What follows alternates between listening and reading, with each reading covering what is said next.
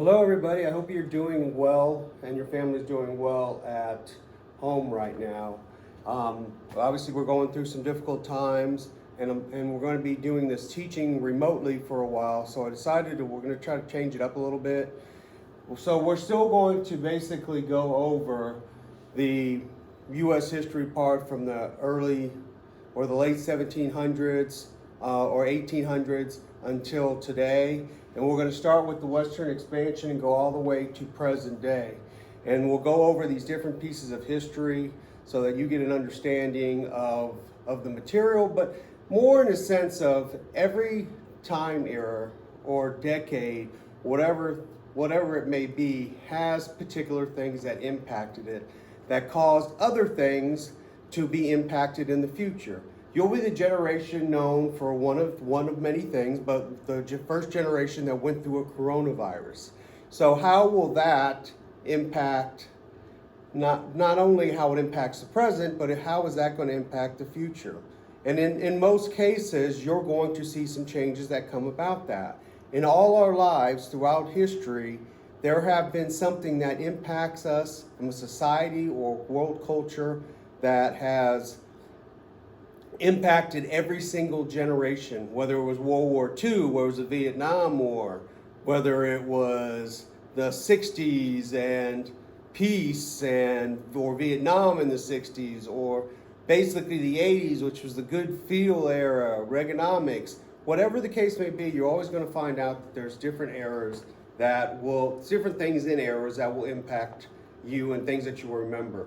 What we have to consider from a history standpoint is what happened during certain eras is what you want to get out of it. What happened during these time periods, and then how did it proceed to impact other time periods? Maybe some things didn't, maybe some things did, but what were the impactful items or topics or things that impacted the rest? So what we're going to do is, so you're going to have a couple things. You're going to have a PowerPoint slide that's going to be on your Classroom Google, and you can pick one up here on Thursday, which is tomorrow.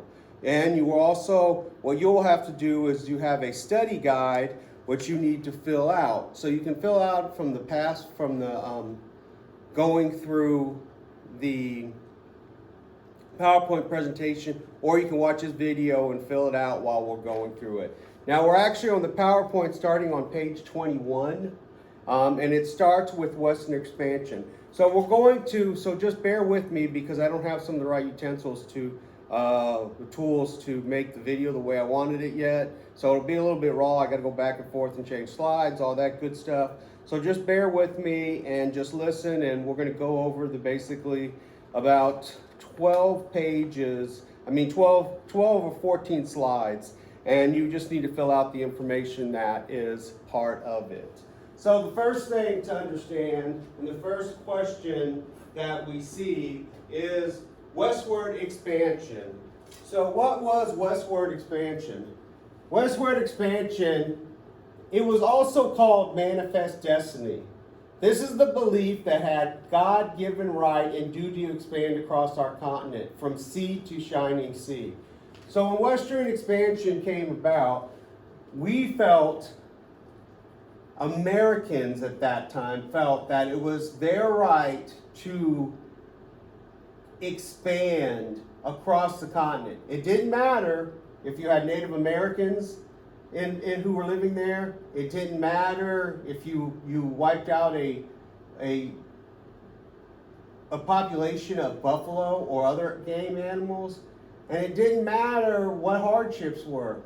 God would see us through because it was our God-given right. And that was the belief with Western expansion.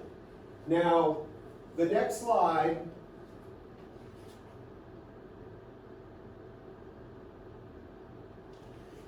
or part of that slide, we'll actually talk about a couple other things.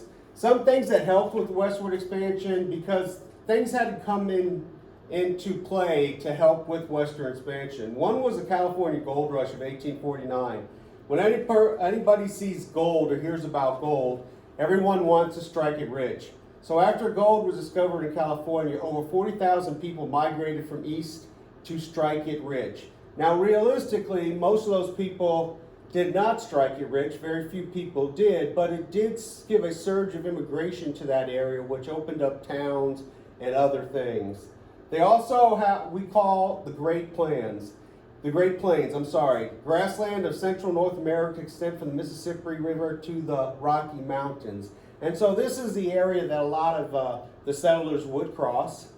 And in order to get people to understand or to basically get the initiative or incentive to go across the country, they did what was called the Homestead Act of 1862.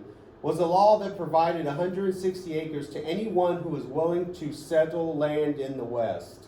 Now, that was real important. Now, in most cases, you had to be there a certain amount of time, and it was like 5 years. And it actually sounds pretty good when you hear about it on this slide, but it was a lot of hard work because you got to keep in mind there wasn't sewage, water, anything. They had to produce everything from the ground up, including the places where they lived.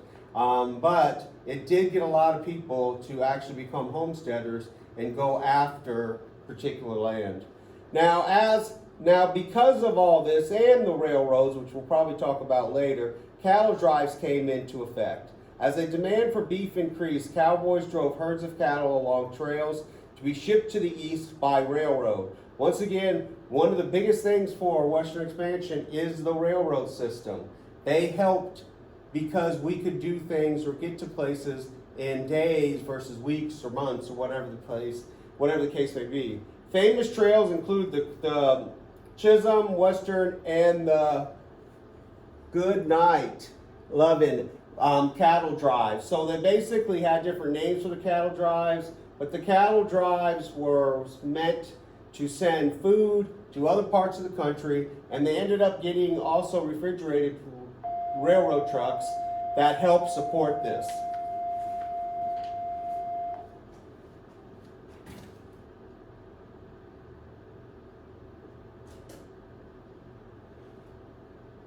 This is kind of a picture of what the United States looked like. These are the Central and Great Plains, the yellow, which they had to cross through. This is where most of the country lived in, and this was all basically frontier. This belonged to Mexico up until a certain point. And then here is the technology of the Great Plains. So if you lived on the Great Plains, you didn't necessarily, once again, have a house. You have a tent until you built a house. But most houses were built of sod homes or soddy. A house built of mud and grass that was settled in because of lack of wood on the Great Plains. They also, initially, it was kind of free roaming. People, even though they owned land, they didn't put barriers to their land. But then barbed wire came along, used to fence in land on the Great Plains, eventually leading to the end of the open frontier. So prior to that, people might own land and you could go across their property, but at a certain point in time, as you can see in today's world, almost every piece of land that you drive by has some kind of fence around it. And that was barbed wire. It was meant to keep people off my land. So the whole part or the context of an open frontier went away. There's a wind pump allowing dry arming by bringing up underground water. So this is by dry, this should be, I think this is kind of a little bit messed up. Basically the core of the message here is you've seen windmills. So basically a windmill would be connected to, or underground, to a water source. When the wind made the windmill go around, basically it would start pumping water to where you were located, from under the ground to above the ground. It was used not only for the individuals, but it also was used to irrigate crops on the Great Plains, because there was a lot of, obviously you needed to water your crops, and you needed to have a source of water that would come out to them at all times. And then they actually made a steel plow. It was a farm machine perfected by John Deere that allowed plain settlers to break up the tough plain soils for agriculture. So being able to actually have something that would help support you as that type of tool to break up the ground would obviously save a lot of time. And so therefore that was a great invention for this time of, or this decade of innovation.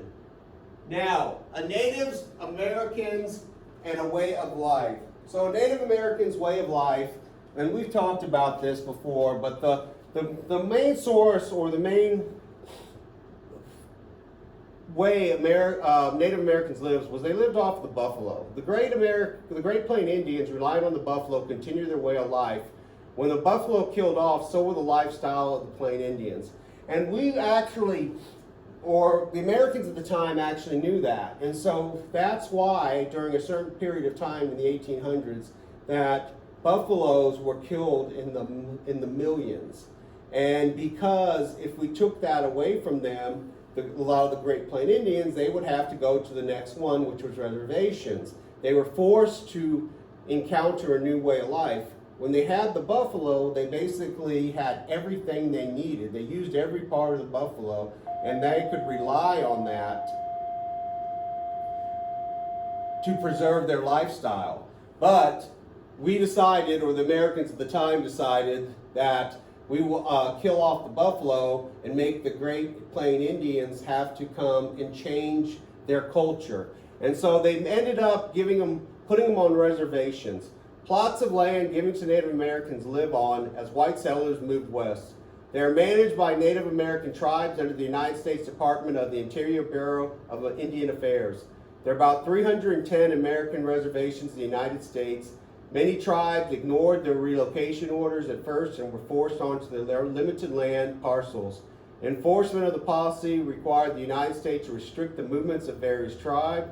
The pursuits in tribes ordered to force them back onto the reservation led to a number of Native American massacres and some wars, including the Sioux Wars, on the northern Great Plains between 1876 and 1881, which included the Battle of Little Bighorn, which that's the one that Custer was in, and actually the Indians slaughtered Custer and several hundred of his men.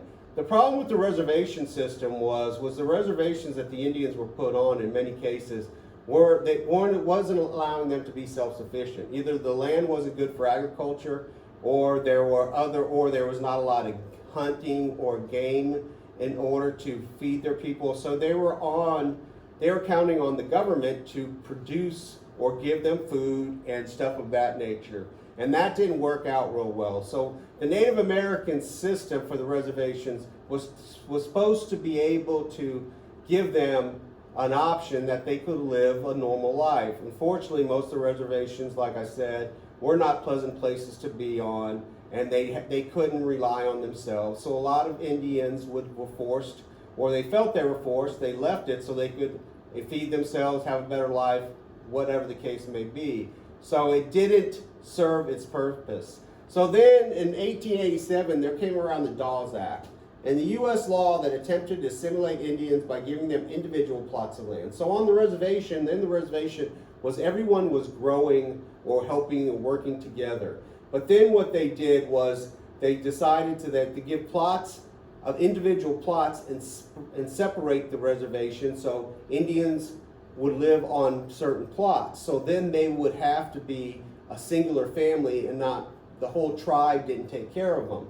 And then the same thing is it was kind of like the Homestead Act, where they just gave them 160 acres and gave them the individual plots of land. It authorized the United States to survey Indian tribal land and divide it into allotments for individual Indians.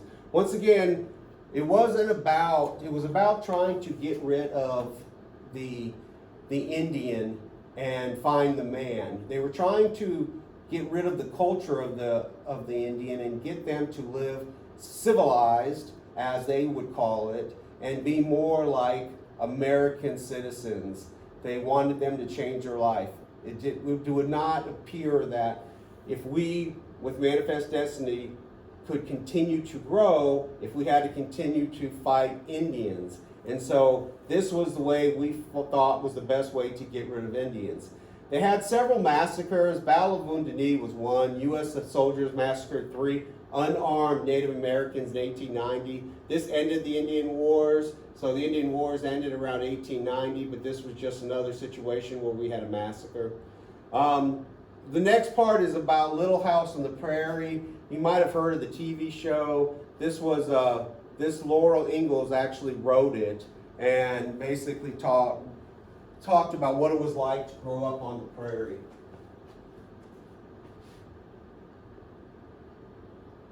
Now we're going to the Gilded Age.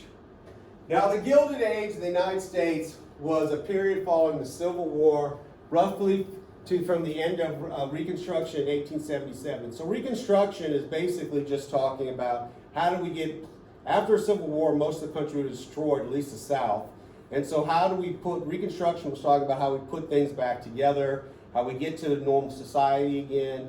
And Reconstruction was, so this age ended at the end of Reconstruction, basically in 1877. There's still some things that go on, but that was basically the gist of it. The railroad was a major industry, but the factory system, mining, and labor unions also gained importance. So this was a time of enormous growth that attracted millions from Europe. So the Gilded Age, you had situations where you had the opening of the other parts of the country, you had the railroad that was of major importance, you started getting factories, mining, major industry like steel, like oil, and what was important about that was it's called gilded for a reason. So if you look at gilded, gilded means that it looks really good from the outside. So you get an apple, for instance. You get this apple, it looks beautiful. You want to take a bite out of it. From the outside, it looks great. As soon as you take a bite out of it, you realize that it's in the middle of it is rotten to the core. And this is what the Gilded Age kind of was representing. That you had a lot of people who were coming to the United States for work, going into cities, doing all this stuff for all this industry that people own. But there was only it was a limited amount of individuals who were getting rich. Most of the people and the workers didn't have many rights. That's why you started getting labor unions. But you basically, at this particular time, you didn't have you had a group of people who were getting treated very badly. And so the rich were getting richer and the poor weren't getting any better, and they weren't getting they weren't growing with society as much as the rich. Even though our country was becoming an economic powerhouse, only a few people were getting rich. One of them was Andrew Carnegie. And Carnegie was a Scottish-American industrialist, and he was known as the captain of industry and a robber baron. And a robber baron is actually not a good name. It says what it is, a robber baron. It's not a good thing to be a robber baron because he's basically stealing, in a sense, from everyone else. Now, Andrew Carnegie was in control of most of the steel that was being produced in the United States, and he made hundreds of millions of dollars from that growth and the need for steel. He was a person who saw what was needed in the future, and he realized that steel was going to be big. There was a process that came along, the Bessemer process that came along, that made steel all of a sudden cheaper to produce, and he got on that bandwagon and he was able to make hundreds and hundreds of millions of dollars. Now, most of these guys like him and John D. Rockefeller, who was, he controlled most of the oil industry in the late 1800s, basically they were very much about themselves. Both of them did grow up poor, and they made hundreds of millions of dollars, and two of the richest people ever to walk the planet. And basically, they did very ruthless businesses. And in some ways, they were considered monopolies, which is a situation one company controls an entire industry, which is illegal in the United States because of the fact that at that time when they were doing it, it wasn't. Later on in the early 1900s, it became illegal because the problem was that if I control all the steel, like Andrew Carnegie did, then I can charge whatever price I want. The people out there do not have a choice, do not have the ability to say, to be in this capitalistic system that they can go to one person or another and get the best price or go to where they want. You were limited because Andrew Carnegie owned all the steel and John D. Rockefeller owned all the oil. So they were considered monopolies. Later on, especially the oil was broken up and by the United States because it was seen unfair. Now, the next two are trust, are small companies joined together from one large company, and laissez-faire. This was the idea that the government should not interfere with business practices. So during this time period, while John D. Rockefeller and Carnegie were getting very, very rich, the government stayed out of it. They didn't feel that they needed to interfere with business practices. Even if it wasn't fair, they didn't feel like they needed to interfere. That obviously has changed when they started going against monopolies, so on and so forth. But during this time period, once again, it was called the Gilded Age because once it looked good on the outside, but inside the core was soiled. Social Darwinism, the belief that rich succeed because they are superior to the poor, the belief was applied to big business during the Gilded Age. So social Darwinism basically just says that if you are rich, then you are better than that person, either mentally, physically, whatever the case may be. There was something about you that made you better than other people. And so that's what the Gilded Age was basically all about.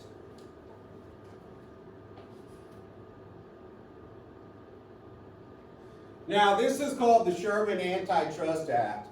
Outlawed business monopolies, but was not very effective in limiting the power of big business. So they did have some attempts to basically try to control these corporate takeovers of the entire industry. But then came labor unions, and these are organizations that protected the interest of workers. They created the 40-hour week and dealt with dangerous working conditions. They also organized strikes. Famous labor unions included the Knights of Labor and American Federation of Labor. Their activity today centers on collective bargaining over wages, benefits, and working conditions for their membership, on representing the members in disputes with management over violation of contract provisions. So labor unions basically were trying to make the workplace better, and they worked for you. Now, you did pay part of your wages for the laborers to be in a labor union, and they did speak to you and to the group of workers you worked with. And sometimes you would go on strike, and strike means you would walk off your job until you got the things that you needed, which maybe was a raise or benefits or whatever the case may be. But labor unions at this particular time were very necessary. In some ways today, because we have so many rights as workers, labor unions aren't as popular, but they were very strong in the late 1800s, early 1900s to mid 1900s. And they still do exist, but they aren't as impactful probably as they were in the past because the United States has set up federal laws about how you work. Industrialization, the rise of manufacturing economy and the decline of an agricultural economy. So basically, at a certain point in time, most of us were farmers. But when industrialization came back, people left the farm, went to the cities, and worked in factories for a better life. When everyone's farming, it's a hard life.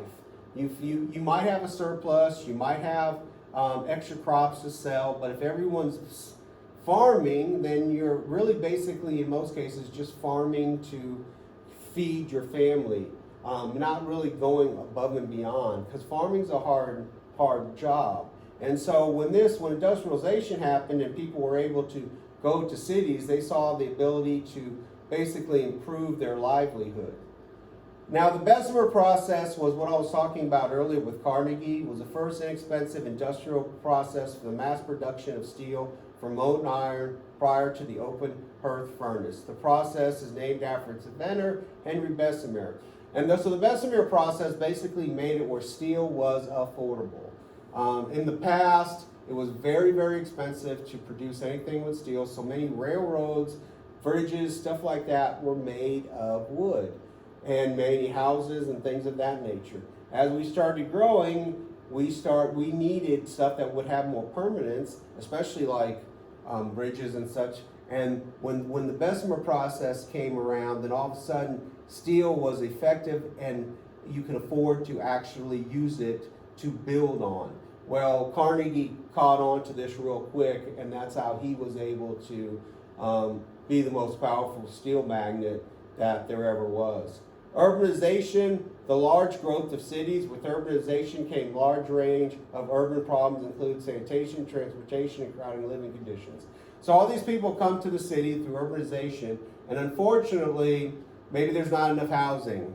Maybe there's not, you don't have much transportation. The cities were messed up. They didn't have streets. They had a lot of difficulties from all these people all of a sudden once going into a city, and they weren't prepared for it. The next thing was Jane Addams, and she was the founder of the Whole House in Chicago, a public philosopher, sociologist, author, leader in women's suffrage, which obviously women's suffrage is voting, and world peace. She was most prominent reformers of the progressive era. So we went to Western expansion to Gilded Age, and now we're going to the progressive era. And so she was a role model for middle-class women who volunteered to uplift their community. She was the first American woman to be awarded the Nobel Peace Prize. And so basically all of a sudden now we're starting to transition from two different time periods to a third time period, which is the progressive era. And we'll talk about that in a minute. But when all these people from urbanization came in, you needed people like Jane Addams to recognize there was problems, and they even started creating settlement houses, community centers that helped immigrants address the problem of horrible living conditions, disease, illiteracy, and unemployment. So with urbanization came a lot of immigration. So you had a lot of people coming from other countries, especially Europeans, and when they came in, a lot of them didn't have money, didn't have anything, so they were forced in the city into small houses. You know, you don't have medical, you don't have, there's disease, you don't have, the places are dirty, and we had to establish a way to basically make living in a city the way to make it so that people were able to live in a city so they could be healthy, could go to work, so the cities could grow. And so Jane Addams was one of those people who started. And settlement houses, like I said, were just places for people to start learning, understanding what a better lifestyle was. They were called tenements, apartments, where people lived, built in city slums to house a large number of people. Many immigrants were lived in these slum neighborhoods. Sweatshops are a small factory where workers were paid low wages and bad working conditions. Immigrants were considered cheap labor, and child labor, a major problem during the Gilded Age. So during these time periods, they used child labor a lot. And basically, a child could, like today, you have to go to school, so on and so forth. In that particular time, a child would possibly have to drop out at a very young age and go to work. And there wasn't such a thing as 40-hour work weeks or whatever the case may be, and the child could put in danger. The way you work today, as some of you know have jobs, there's a lot different rules, what you can and cannot do. Back then, they could basically treat you however they wanted to treat you, and if you didn't like it, then you could just leave. But in most cases, people couldn't afford to just leave. So during the Gilded Age, there was populism, a political philosophy supporting the rights and power of the people in their struggle against the privileged elite. So this was people getting together, and this is a political philosophy, but it's a large base of people who are against the privileged elite. It sometimes formed coalitions with labor unions. In 1896, the Democrats endorsed the presidential nominee, William Jennings. The term populist and populism are commonly used for the anti-elitist appeals in opposition to established interests and mainstream parties. Populists wanted government ownership of railroads because the railroads at this time was owned by maybe hundreds of different people, and they could charge whatever, or they could do whatever. They didn't have fair trade systems because in some cases the railroad that you wanted to go on would be limited to one railroad, so they could charge you anything they wanted. You didn't have, like, once again, the choice. They wanted to protect tariffs on industrial goods, so they wanted the goods that had to be less taxed, silver backed as opposed to gold backed currency to cause inflation. And so basically what all this is inflation means is that your money or the prices of items go up, but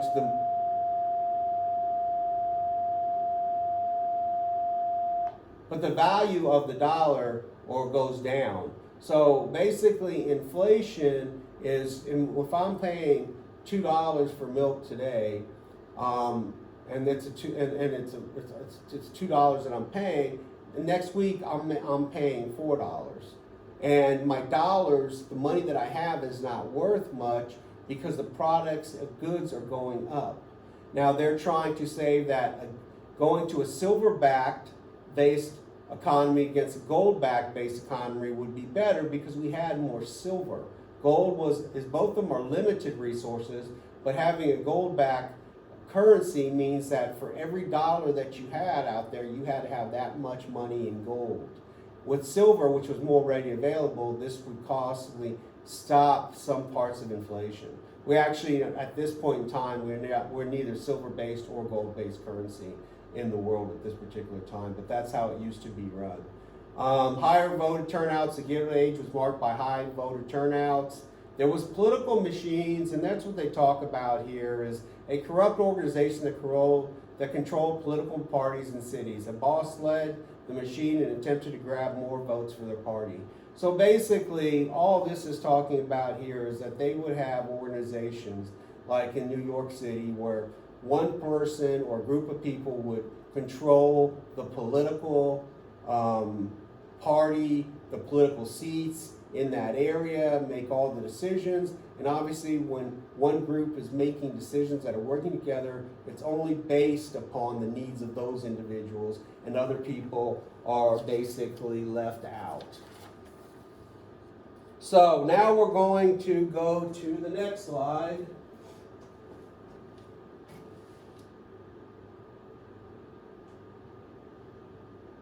The biggest thing I want to put out here is that, as you can see, that is a political cartoon.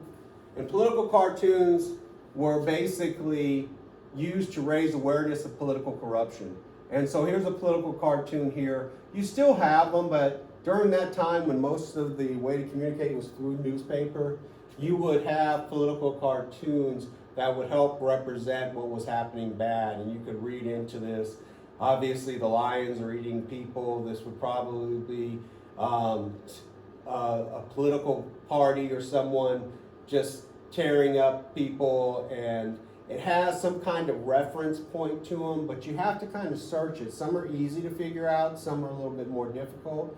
But it basically was always, if you look at, like, if someone's getting eaten, then these people are obviously getting impacted negatively, and that's what the point of the matter is. They're getting stepped on, they're getting killed, they're getting whatever the case may be. But political cartoons are very important, and they still do exist, but we also have different forms of media now. Immigration, very important part of the United States. We could have done it without immigration. A lot of things that we did. About 20 million Europeans immigrants arrived in the U.S. between 1870 and 1920. Before 1890, most immigrants came from Western and Northern Europe were known as the old immigrants. An increase of Southern and Eastern immigrants occurred after 1890, were known as the new immigrants, and their ancestors increased tension. Most of the new immigrants were processed to Ellis Island. So basically, some of them, one of the first things would see was the Statue of Liberty, and outside New York, there's actually an island, and that's where most people would go through to be processed.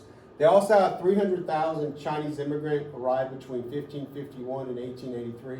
One thing you don't hear about the Chinese immigrants as much, and if you see pictures of the railroad system being built, most of the people, a lot of the people who were responsible for building the railroad were actually the Chinese immigrants. They worked very hard and they put the railroad in place, but they weren't given their rightful due when it was completed.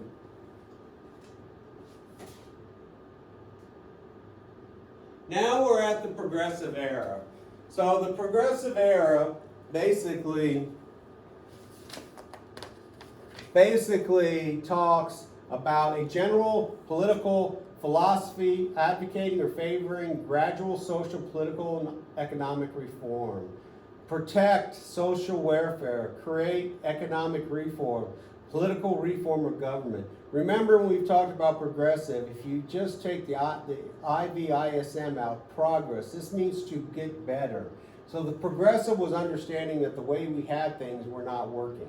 And so you had muckrakers who were reporters and writers who exposed corruption and the abuse of big business. We talked about the book, The Jungle, which talked about the meatpacking industry in Chicago. You had the women's suffrage movement, the right to vote, important legislation or laws that were established. The 16th Amendment established the federal income tax. 17th Amendment established direct election of senators by popular vote. The 18th Amendment prohibited the manufacture, sale, and transportation of alcohol beverages. And as we know, this one did not work and was reversed by the 21st Amendment. 19th Amendment, very important, established the right to women to vote.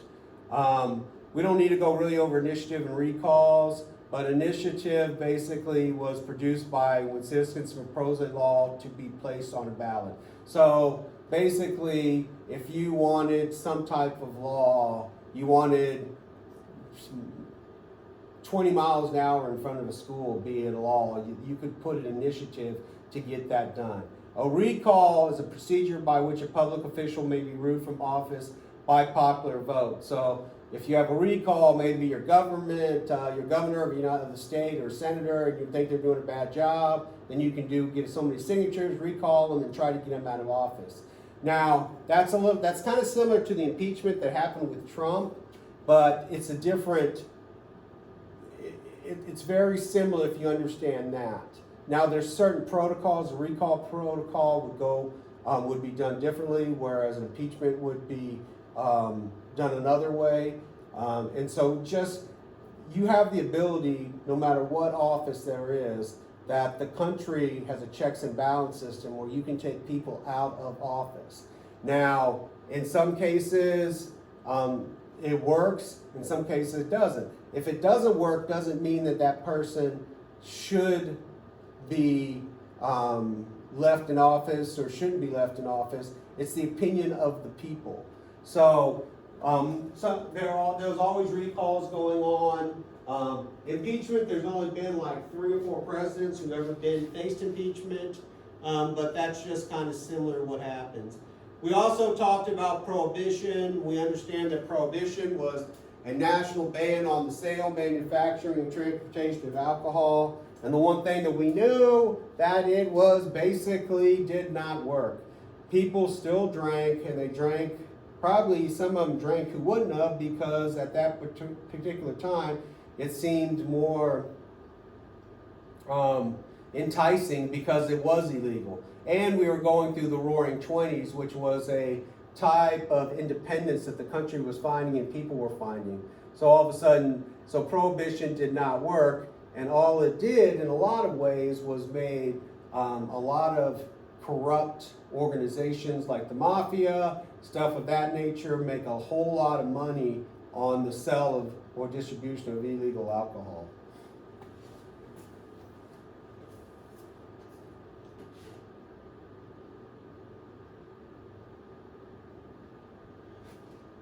So once again, let's go to the Meat Inspection Act of 1906. Provided government inspection of meat. This is what I was talking about, the book The Jungle and the Muckrakers. They actually would go out there and tell and write about situations in society that were negative, and then they would, at that particular time, they would report on it. One wrote a book on it, The Jungle, and it was talking about how stressful and how unsanitary the meatpacking industry is. So they actually put a Meat Inspection Act 1906 to make sure that the meat was being processed correctly and was coming to you so you wouldn't get sick. Then the Pure Food and Drug Act, the FDA, which is still around today, regulation of the preparation of food and the sale of medicines. So that is an act that is still around today. Basically, and Susan B. Anthony, she was a prominent civil rights leader who played a pivotal role in the 19th century women's rights movement. to introduce suffrage to the United States. So Susan B. Anthony she didn't get to see it go through, but she was a pioneer of the women's rights to vote movement. And a lot of these movements actually had also an issue with alcohol. And so there was a lot of reasons why prohibition actually came about, because in most cases people or men were not taking care of their families or abusing their families because they were drinking. So they didn't just take alcohol away to take alcohol away. There was society issues for it. W.E.B. Du Bois, early civil rights leader, co-founder of the NAACP. So after graduating from Harvard, where he was the first African American to earn a doctorate. Then you have Upton Sinclair. He's the author of The Jungle, the book that I was talking about earlier about the meatpacking industry. Woodrow Wilson, he was the 28th president of the United States from 1913 to 1921. He was a leader of the progressive movement, once again, the movement to get things better. He passed the Clayton Antitrust Act, which continued to crack down on monopolies. Williams, the last president of the progressive era. He also was the president, obviously, at the time period of World War I.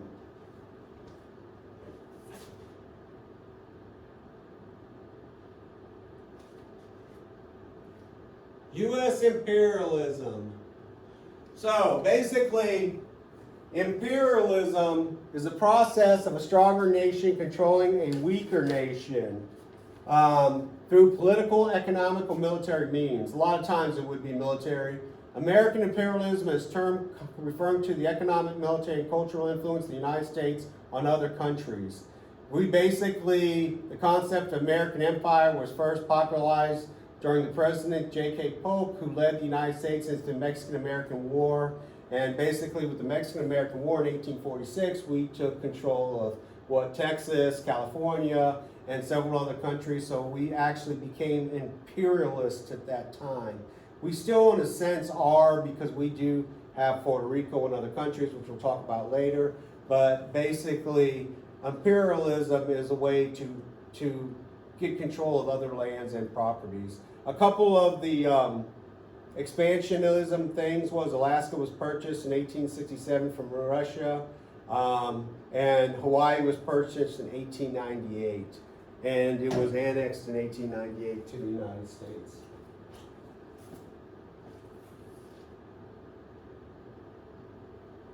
All right, so now we're talking about the Spanish-American War. Began in 1898, 2 months after a sinking of the Maine.